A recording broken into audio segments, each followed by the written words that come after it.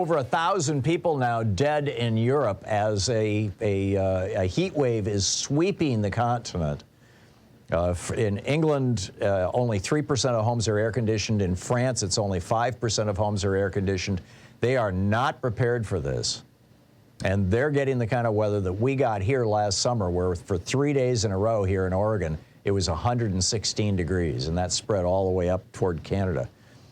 Dante's Inferno is how it's described by Pacalolo over at dailycoast.com. And I think it's an apt description if you've ever read Dante's Inferno. So what do? I mean, Joe Manchin blew up a good, solid piece of legislation that would have dealt with the climate emergency. He ended it. Why? Well, I think for a series of fairly obvious reasons. Number one, he's a narcissistic psychopath. Number two, he's on the take. Joe Manchin has gotten more money from the fossil fuel industry than any other member of the Senate ever in the history of the United States. And number three, well, I guess numbers 1 and 2. Number three, he doesn't, he thinks this is going to sell in West Virginia, where there's only 11,000 coal jobs left. The major employer in West Virginia now is the healthcare industry. But anyhow, Tony Romm and Jeff Stein are reporting over at the Washington Post that, according to 3 confidential sources inside the White House, President Biden is thinking of declaring a climate emergency. Now, declaring a climate emergency, and Jeff Merkley is calling for this. He said this is an important moment. There's probably nothing more important for our nation and our world than for the United States to drive a bold, energetic transition in its energy economy from fossil fuels to renewable energy. And he added, this is, my Senator Jeff Merkley, he said this also unchains the president from waiting for Congress to act. Keep in mind, Congress has not passed a significant piece of climate change legislation in 30 years.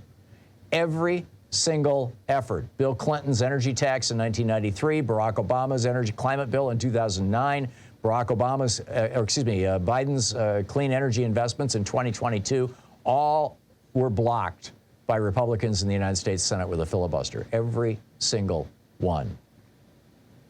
Now, Canada declared a climate emergency 3 years ago. We can too. And if Biden declares a climate emergency, it triggers, according to the Brennan Center for Justice and the New York University School of Law, it triggers almost 136 different laws that give special powers to the president. We're just beginning to find out what these are. Oil leases, for example, are required to have clauses allowing them to be suspended during national emergencies. This would be an emergency. The president has emergency powers to respond to industrial shortfalls in national emergencies. So he could promote the expansion of battery and electric vehicle production, for example, and other critical industries, solar and wind. The Secretary of Transportation has the power to coordinate transportation during national emergencies. So he could put restrictions on car and truck use that are running on gas and diesel. The president can invoke the International Emergency Economic Powers Act to deal with, quote, any unusual and extraordinary threat which has its source in whole or substantial part outside the United States.